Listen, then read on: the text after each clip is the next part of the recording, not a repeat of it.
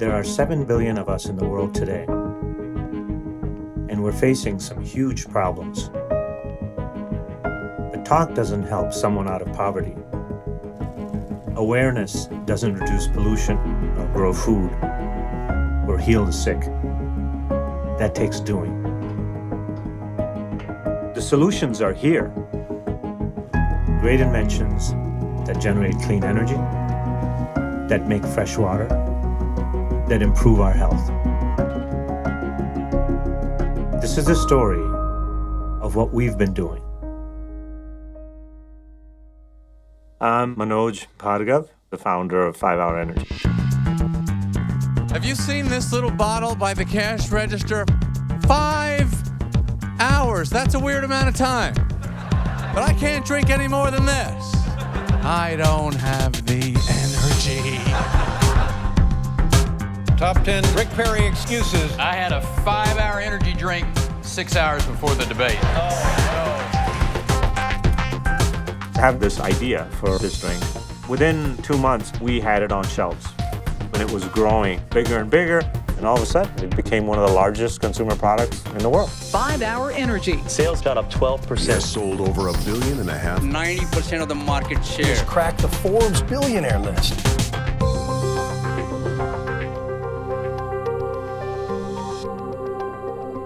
But I realized, oh my God, we're making a lot of money here.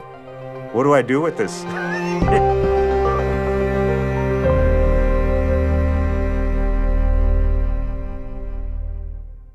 I'll tell you how we work in our company.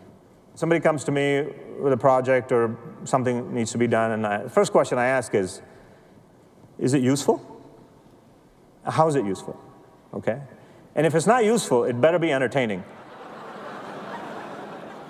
And if it's not useful or entertaining, there's only one other basket left, and that's useless.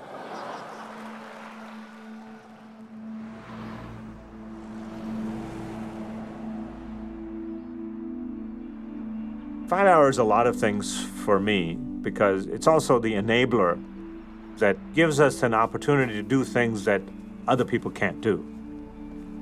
This was our first building, which is really more 5 Hour Energy. And then we bought this whole thing. Now we have 10 buildings and 25 acres. One of the buildings out of the 10 buildings is an invention shop, which is called Stage 2.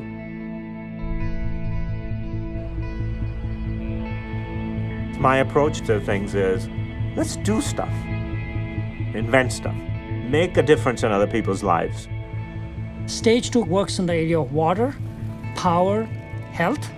Our goal is very simple, to deliver innovations which can directly impact humanity. And the only way to do that is to actually go fund it. Our view is, if you invent stuff that can be used long-term, it's probably the most fundamental change you can make.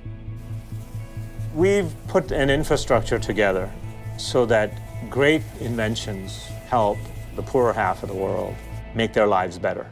That's what we define as a great invention. That's the software change. Incredibly, it doesn't take enormous amounts of money. What it takes is just doing the right things and inventing the right things. My name's Billy Talley, and I run the engineering and operations here at Stage 2 Innovations. Manoj truly believes in giving back. One of his ways that he believes in giving back is coming up with innovations to help people. Stage 2 is filled with tinkerers, guys that in their garage, they don't have cars, they have stuff they're building. You should see how I got hired. I had actually built a nail gun powered pogo stick, and they thought I'd fit the job well. And these guys are in heaven. I mean, I think they would work there if I didn't pay them. All right, cool. When Billy first came to us, I said, Billy, whatever you want to buy, go buy it. I think he was in shock because you never tell a guy who likes tools he can buy whatever tools he wants. We have a very, very well-equipped shop here. There's not much we can't build ourselves. Manoj has expressed many times, if it doesn't make a big difference, find something else to do. Life is too short to spend it doing things that don't have a real impact. We're here to make a difference. If you want to do something for the poor half of the world, be here. If it doesn't make us money, but it really changes the lives of people, we're still going to do it. We have the wherewithal to make it a usable product so that people throughout the world can use it. We strive to be fast to failure. We're going to take something and we're going to run as fast as we can and do what we have to do so we can determine whether we're going to go forward or we're not. These are items that we want to bring out on a large scale that he truly believes in. In order to make this, if we didn't have this shop, it'd be weeks out. Now, these guys can program it and make it probably in a day. That part is really, really important. We just concentrate on those things that are going to be incredibly useful. And if you come up with something cool that's not, we don't do it. I have no interest. I don't want to be cool. I'm never going to be cool. So that's long gone. My job, I think, is to make complex simple, whereas it seems the consultant's job is to make simple complicated. We use some experts and consultants sometime, and usually when a science guy says it can't be done, to me that's validation that it can. So it's a different, because we define stuff, like expert. What's an expert? Expert is someone who knows everything that was. He's really good at what was. And if you ask him about what will be, he says, no, that can't be done, because I'm an expert on what was. Well, why do I need you? Because if I wanted to do what was, I don't have a business. So, we do talk to experts just to make sure that maybe they've thought of something or the history of that area is something that we haven't thought of, but we really don't rely on them for the future because that's just silly. To me, the largest area of work for the future, energy and water, are the real solutions to health, livelihood, all of the stuff that goes above it. Most people don't realize in rich countries, but half the world either has no electricity or electricity 2-3 hours a day. Everything requires energy. So you try to look for that which is the one thing that will lead to benefits that are across hundreds of things. So human mechanical energy is so amazing. Why can't we use that to create energy? So we've invented a hybrid bicycle that you pedal for an hour and you have electricity for 24 hours. We call it free electric. The free electric, I think, is the coolest of all our inventions. Not just because it just looks really great, but it's so simple. It's sort of what we try to do is make things simpler and simpler. And yet it's going to maybe have the largest effect of anything in the last 100 years. The reason is, for the poor half of the world, they have electricity 24/7. Electricity is the greatest enabler there is, and we've kept half the world out of it. This enables all of these people who have not been part of the Industrial Revolution. They're still living as if it's 2,000 years ago. All of these people now can become part of a productive society. And this is what will enable them. This solves the problem no matter what happens, whether it's sun shines or cloudy or night or whatever it is. Anything happens, you have electricity. You're never out of electricity. Also, if you look at worldwide, the other side is really interesting. Hurricane Katrina was a Category 5 monster that became the costliest disaster ever in the U.S. If a disaster happens, if Katrina hits or some big storm hits, and we've all been through where you had no electricity, the one thing you don't want, you want your cell phone to be always available.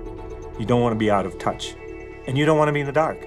The worst is being without a cell phone and in the dark. So you're alone in the dark. With this, it can never happen. What people normally do is they'll get a generator, diesel generator. But the problem with the diesel generator is when disaster hits, there's no diesel available.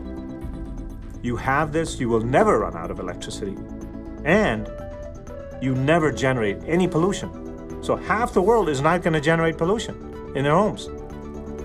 So if you pump for an hour, you're keeping maybe a pound of CO2 out of the air.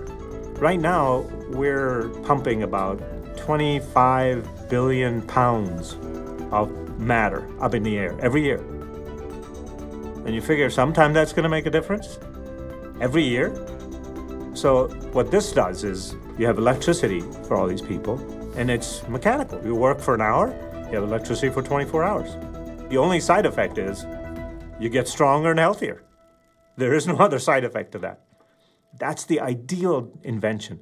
That's why simple stuff is the greatest, because it impacts everything and it doesn't have unintended consequences.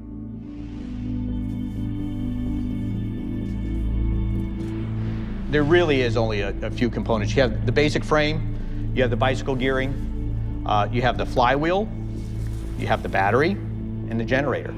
So it's very, very simple. You know, there's not a whole lot to it, and it's just like riding a bicycle. You know, Right. after you get going, Let's see if I can it's do pretty it. simple. Okay. So is this the right gear for Yeah. starting? Yeah, well, you're in second gear actually, so you're a little bit tall.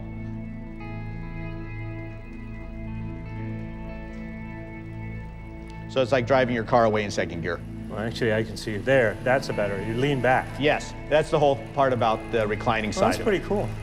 With human energy and working out a lot of the efficiencies, we're able to go and power 1,050 equivalent watts of lighting and energy power.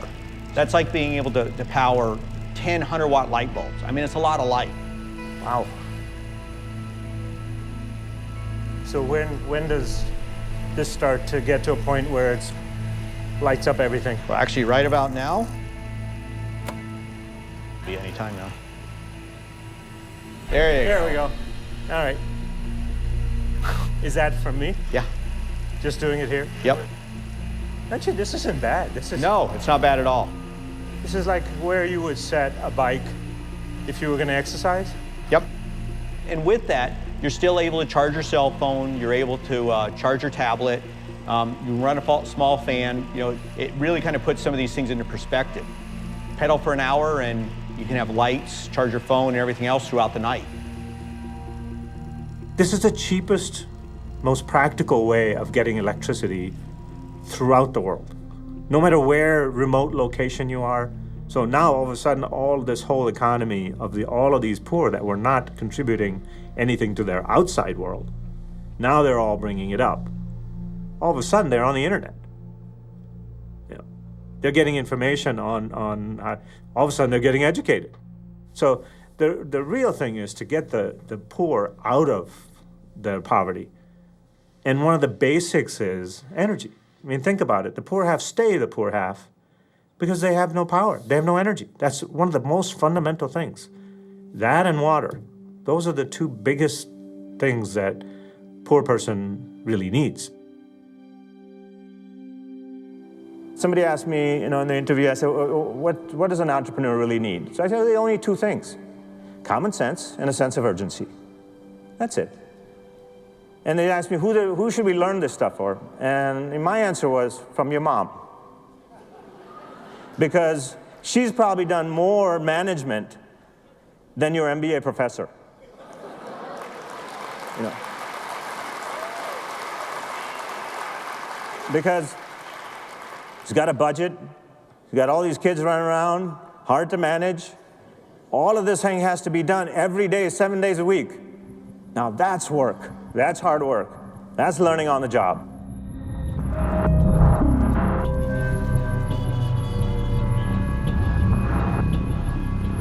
No matter where somebody stands on global warming or that whole issue, pollution is a problem. I don't care who you are or what your scientific belief system is.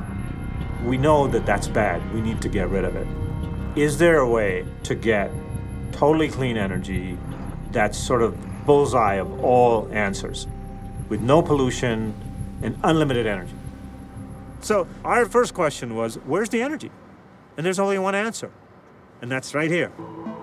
A few miles underneath us is unlimited power, unlimited energy.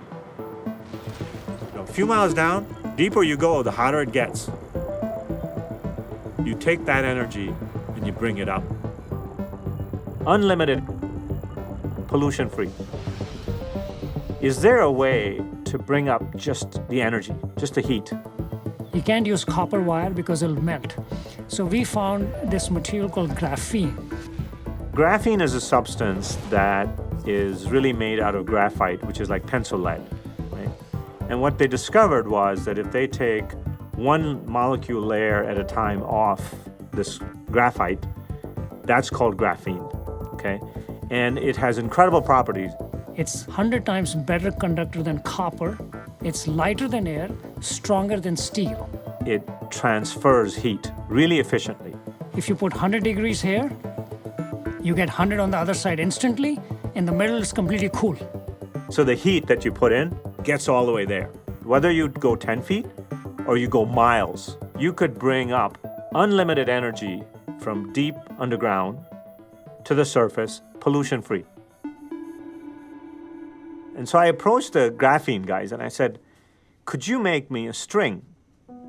And they looked at me like, why would we make a string? You know, I said, look, a string is the most rudimentary technology, right?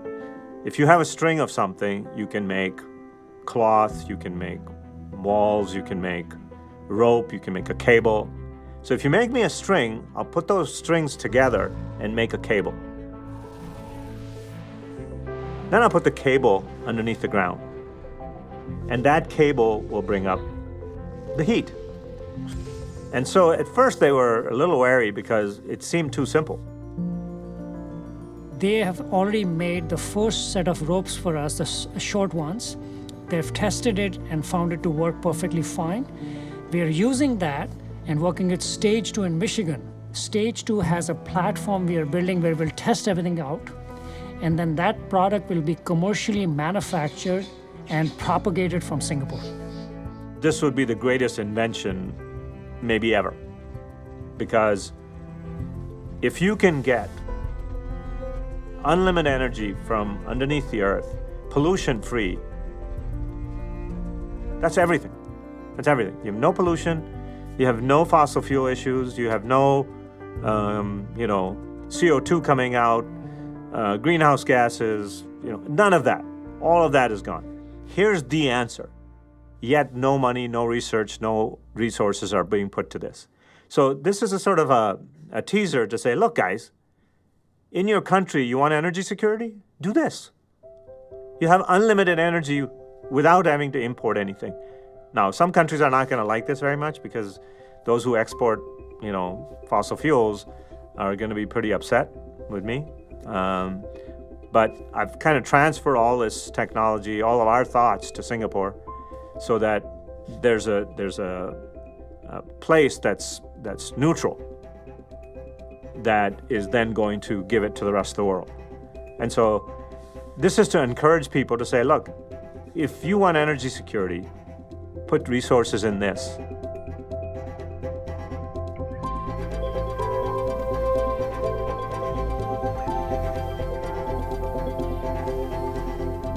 Energy is the great equalizer. If energy was plentiful, the poor wouldn't be poor. Our concern here isn't to make people rich. Our concern is, can we get them to make a livelihood? Can we get them to be healthy? Can we get them clean water?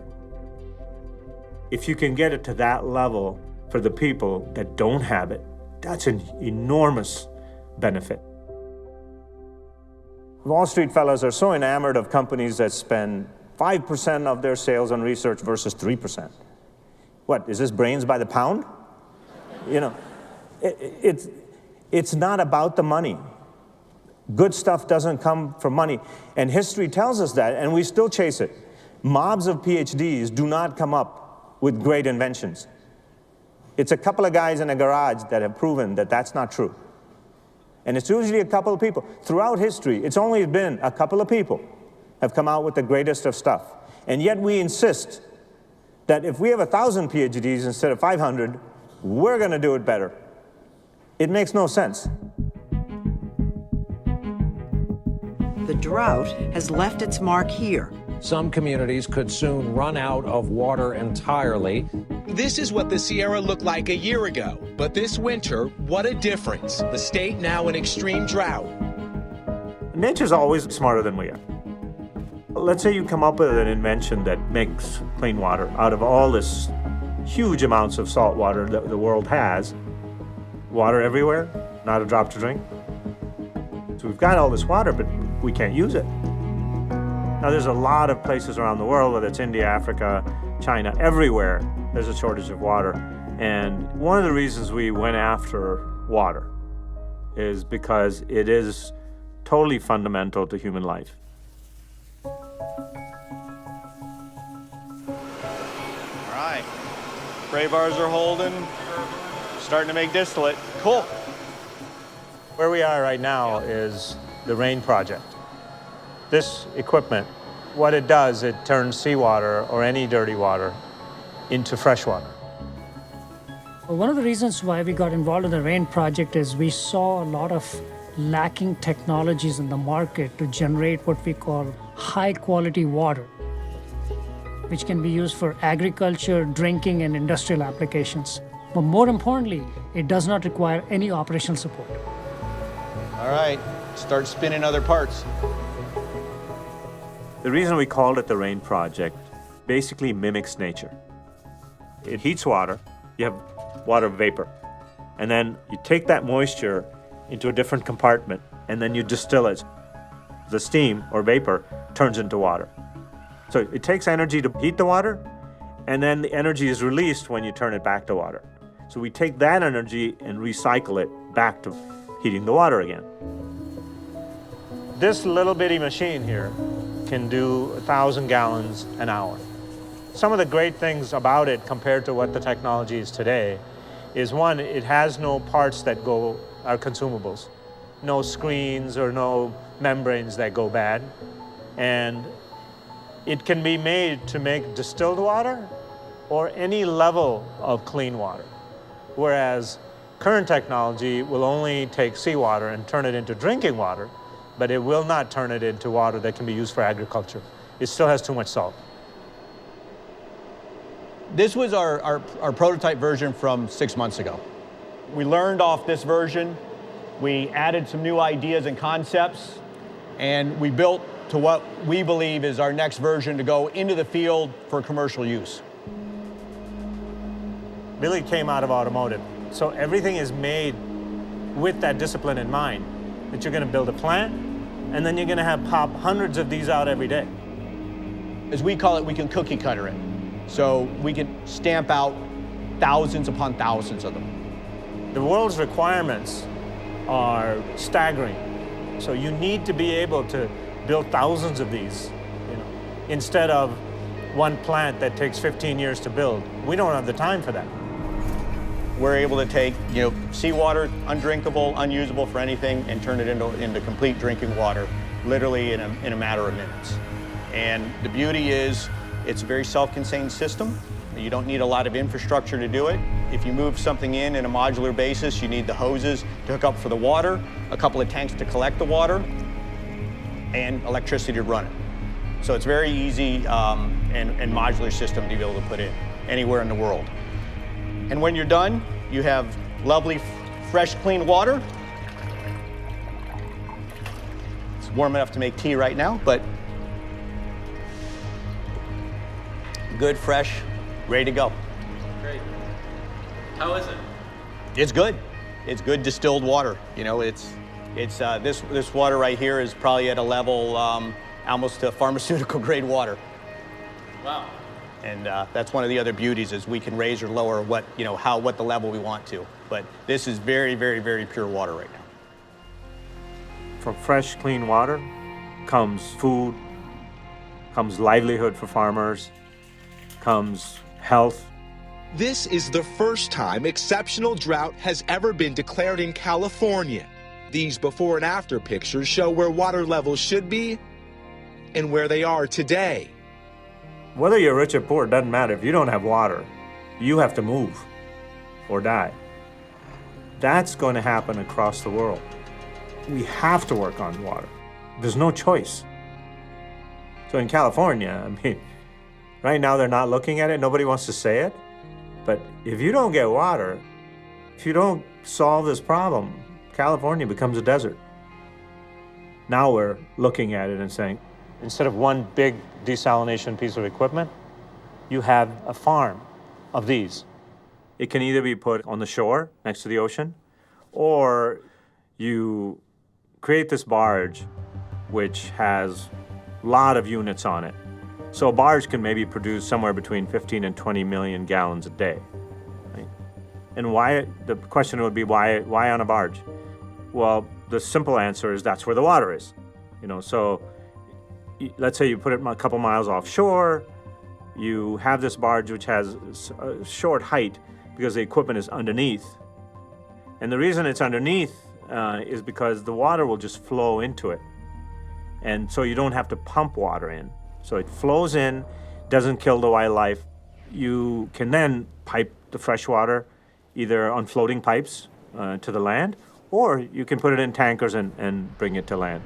So we're thinking of things like if you had 100 or 200 barges, let's say off Southern California's coast, all the shortfall of Southern California would be covered.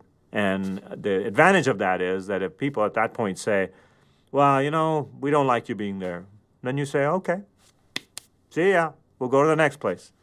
So the answers have to be lower in energy, then it needs to be able to be made in massive scale, and then it also has to go past political issues. All of those are real problems. And so this project, what it does is say, okay, with this, if you have thousands of barges throughout the world, we can address the needs of, ridiculous amounts of people. And in the end, we're going to have to do that in order to take care of the 7, 8, 9 billion people that are going to end up on Earth. So that's a project that's, for us, is a big deal. We have what's called the Prime Directive, which is, if you've ever seen Star Trek, there's a Prime Directive. And the Prime Directive in our company is no aggravation. Okay, nobody gets to give us aggravation. Whether it's customers, vendors, employees. If you aggravate, you gotta go. It's that simple. And it's really business. Because usually it's the 1%, some customer that's got 1% of your business, and he's driving you nuts. And he's taking up 80% of your head. How is that business? So aggravation is the largest cost in business. My work is my hobby. I don't really do work because I have to. I actually like it. It's my basketball and football. So much fun. I just tried 4 different new flavors of 5-hour. Yeah. I can go from one, all of a sudden doing charity to doing technical to doing 5-hour flavor. I have to switch from company to company within minutes. I don't think he would be Manoj if he wasn't doing a lot of things at one time. It's how he thrives.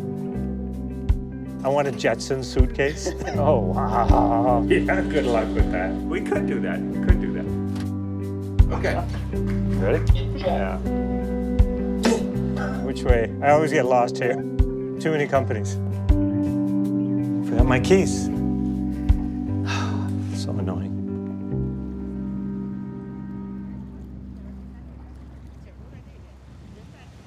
And then look at that. More fancy. Yeah. And we have to tell you a joke about Capella, but we'll let you know. This is specially for you. Oh, God. This is just to annoy me. This is to give me aggravation. Let me give you a quick 50-cent tour. And then okay, yeah. So this is about 3 times the size we had. Okay. The cutting edge of medical science today is changed from what they've been doing for the last 50 years.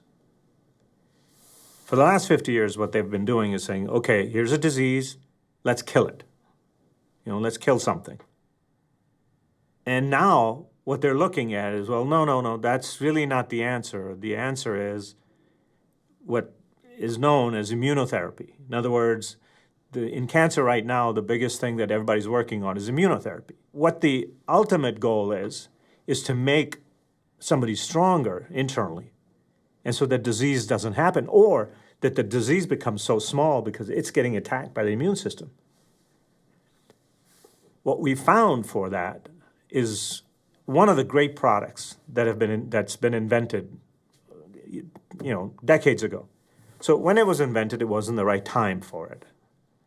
Now, when people are looking at immunotherapy as the big thing, this is probably the biggest weapon in its arsenal. Yeah, it is. Same memory foam. Yeah. Only the color is different. It's, Slightly, yeah. And everything else is the same. Right here, we're working on the ECP project called Renew. And the ECP project stands for External Counter Pulsation.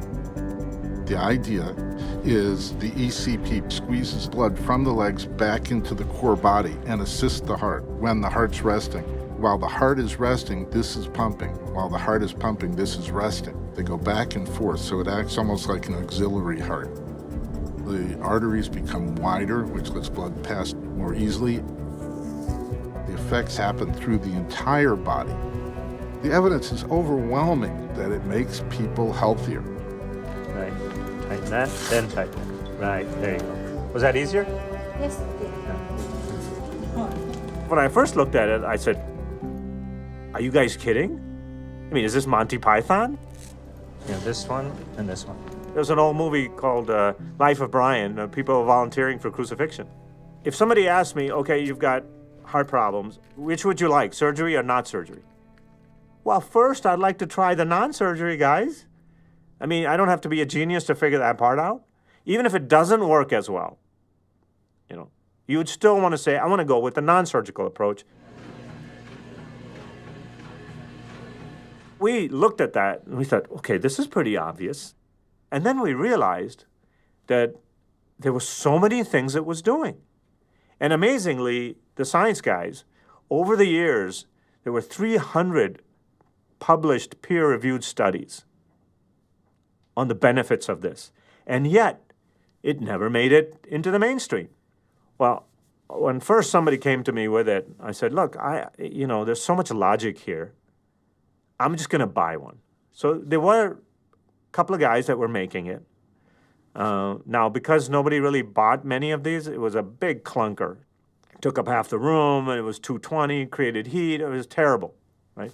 I said, it doesn't matter. I'm going to buy it. So we have one here all folded up. You put it together? So we will go and pop That's it together. That's a good idea. Okay. I should time this. Now, we changed the whole thing, so made it really simple, small, made a bunch of modifications to it. We've talked to some of the top guys in the world in terms of both cardiologists as well as medical research guys, and they're all, of course this is great. However, we asked some people that are not at the top of the field, and they said, no, this is for old people that can't have surgery. Surgery's way better. And it's not because they're being dishonest. It's because how everybody's been trained. It's legacy. It's how I was taught. Put the hoses on and it's ready to run. Okay. Well, that was about less than a minute. Okay. So actually, this can be now put in a corner somewhere, or taken in a truck or put it van in a closet, put it in a corner. You can store it away, Okay. or Very cool. It can go room to room for people. Right. In a doctor's office or something. And it plugs into a normal 110-volt plug. What it does is it enhances circulation. Nature has already made this pump called the heart, and it's pumping to keep everything going. Getting oxygen and nutrients, hauling of the waste. Then what happens over time is the pump gets old. The pump gets old, doesn't quite do the job. All of a sudden, you've got all kinds of things happening from your toes to your hair. Skin's wrinkling, arthritis. All of these things happen. Where they come from? Really, where they came from is that you got weaker. Your system got weaker. That's when you let all of this junk in.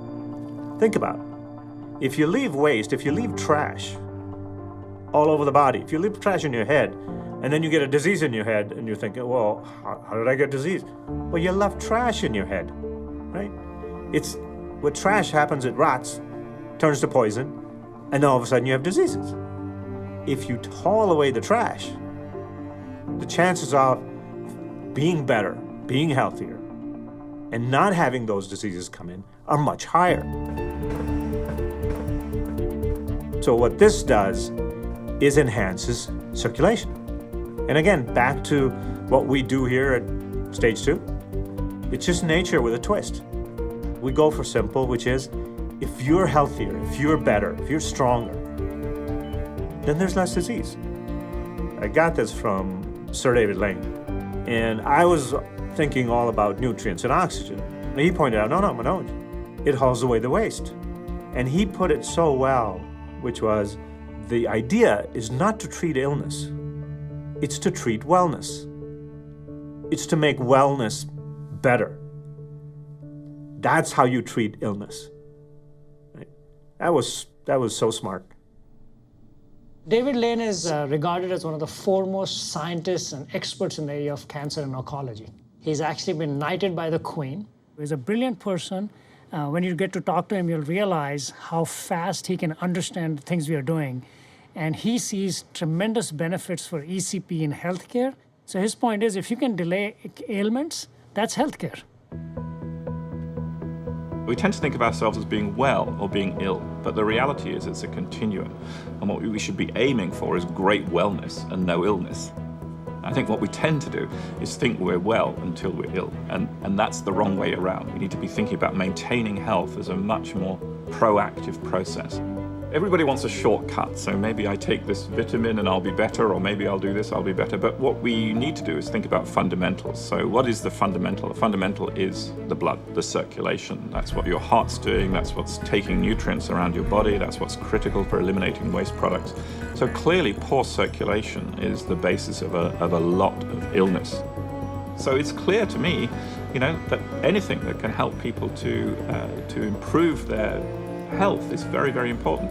So ECP is an example of that. Everybody says, well, how can something so simple work? How can just pumping your circulation a bit help? But the question is, ask the question, does it work? If it does work, then it's very valuable. And I think this is where, you have to go outside the system. I mean, the current system educates people to behave in a certain way. You get ill, you go to the doctor's a godlike figure, the doctor's going to save you, that's how it works. And instead of thinking, oh, I'm part of this process, I can't be passive, I should be active. And I think it's that shift in thinking to think about new ways of doing things. Of course, it doesn't solve every disease there is, but it is one of the greatest things that we found. This is the answer for the poor. Of course, whether you're poor or rich, you're still only a human being. Health is something that's across the board, whether you're rich or poor. When we looked at that for the poor, we said, okay, well, this is across all human needs. And if you can do this, how many things does it affect? Is it wide enough? Oh, yes. Because now we made it for whatever. So we still did it for 95th percentile. Yeah, it's still. Yeah. So if I gain another 20 pounds, I'm still okay. The interesting part is that once you try it a couple of times, you're like, okay, I need that. You just feel better. You are better and you feel better. I've been on it for a couple, 3 years now. And my son says, in 30 years, I'll be 50 and you'll be 40. so the effects have been remarkable. And so I said, okay, if I'm going to use it, then I need to get that benefit out to everyone. And we're going to impact health in a way that no medicine can do it. We have our own jargon to some extent. Like, for example, somebody comes to me with a project or a product that we're going to go sell or some project. I ask them, is it slam dunk? And no, it's really good. I said, no, is it slam dunk? So, but it's a good product. And what it does is it totally clarifies their mind that, oh no, it's not slam dunk. Then I say, well, why are we going to do it?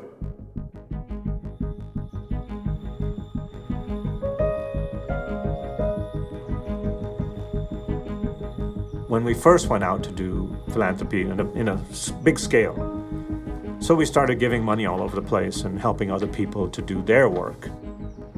As time goes on, you learn stuff. And then you realize, if you help a little bit, it's a good thing, but at my scale, you're just throwing sand in the ocean. it just disappears every time you do something. In India, for example, we're building 2 hospitals in places where they just don't have any medical facilities. So we started this foundation called the Hunts Foundation. We invent stuff here, and then the Hunts Foundation is going to be the one to distribute all of these things which are non-existent there. So as it grows, your responsibility grows, but also what you affect grows.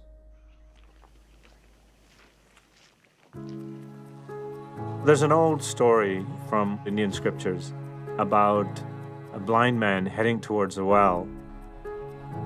There's a guy who's watching. If the blind man falls into the well, who gets the blame? Is it the blind man? Or is it the guy who's watching?